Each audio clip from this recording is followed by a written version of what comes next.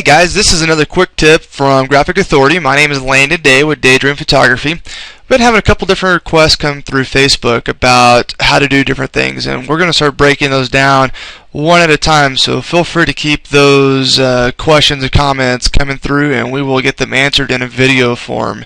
We like doing these how-to tutorials for you guys.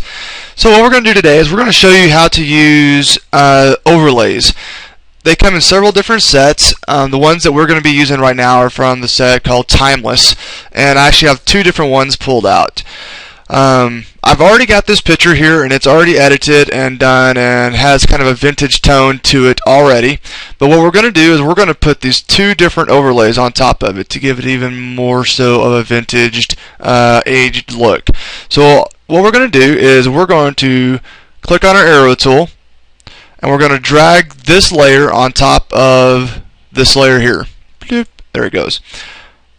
So when these are set up from Graphic Authority, they're saved as PNG files, which means that the background is transparent. There's nothing in the background. So when I drag it over, all that's going to show is the overlay part of it. So go ahead and close that, and we're going to work on these guys one at a time. Right now I just did Control T to go to Free Transform, which is also under, I believe, Edit, Free Transform. But Control T is your keyboard shortcut. You should learn those if you don't know them already.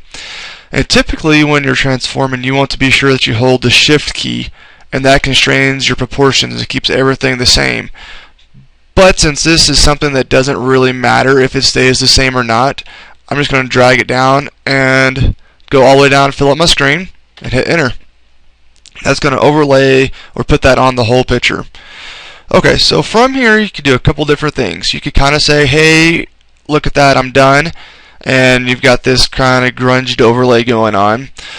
Or what we're going to do, we're going to go two steps farther on this one alone. On top of your layer palette, you have options that are blending modes. If you click on these and click the arrow down, you can see how it affects how they're showing up over the top of the picture. Typically we're going to be in soft light or overlay. They're going to be the nicest, most subtle looks, but sometimes some of these others are as well. So I normally scroll through them all, see which ones I like, and then I go back up to the one that I like, and I really like the soft light on that one. So looking now, we've got this before and after of what it looks like. A couple things that we want to be sure that we do is take the spots off of her face. So to do that, we're going to create a layer mask on top of this. So I clicked on the layer we want to edit, and the square with a circle in it is a layer mask. If I paint black on it with a big soft brush, it is more or less like using an eraser tool. But the advantage of using it as a layer mask and not an eraser is if I want to put it back on, I can. If you use it as an eraser, once it's gone, it's gone. So we're taking it off of the places that she's got skin. And something like that. Okay, so now we're going to take this one step farther, and we're going to add this overlay onto it as well. I like this one because it looks like it's folded paper, and it just looks kind of old and vintage, grungy looking. So doing the same thing, I'm going to line this up over top of the picture. Control T, and we're going to drag and fill up the picture.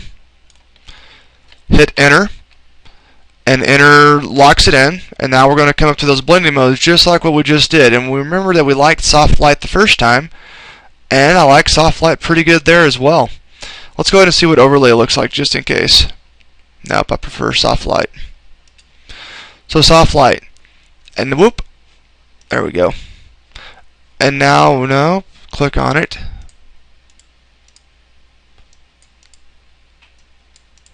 There we go. Sometimes it locks in on that. Okay. So now we're looking at this guy, and again, I'm really liking the feel, the grungy, the overlay look and feel of this stuff. But what we want to do again is we want to be sure we take it off of her face and her arms and any important parts on it. What we can do, a shortcut to do this, since we've already got this layer mask painted on the first one, we're going to hold Alt and click and drag that layer mask onto that next layer, and that's automatically going to move the gist of it off. You can see where it was taken off here, off of her arm, off of her face already, because we've already painted that once. So now all we have to do is come through and modify this just a little bit, take it off of her arm. Doesn't have to be super exact. If we don't want it on her body at all, we can come and take it off of her body, take some off of her hair. Let's go up to a little bit bigger brush so we can work a little bit faster for you. Take it off of her arm up here. Let's go ahead and take it off of her leg too. At least the big one. We'll leave the underlying one on her leg. Zooming in here, you can see it's got a little bit of that groove on her arm. And there it's gone. Now earlier I said if you use it like an eraser, you wouldn't be able to put it back on, right? But using it as a layer mask, you can see where I painted black here.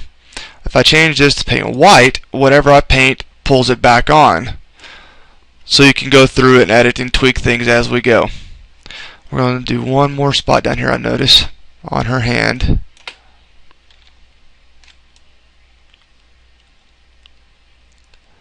Make sure it's all nice and clean. And then with a couple clicks, with the dragging a couple different overlays over, we've got this really nice vintaged, old, I think vintage sounds old or better than old, but vintage look with a really cool portrait that people around me can't do, aren't doing, and this helps separate me from what others are doing. So this has been Graphic Authority, a quick tip on how to use overlays.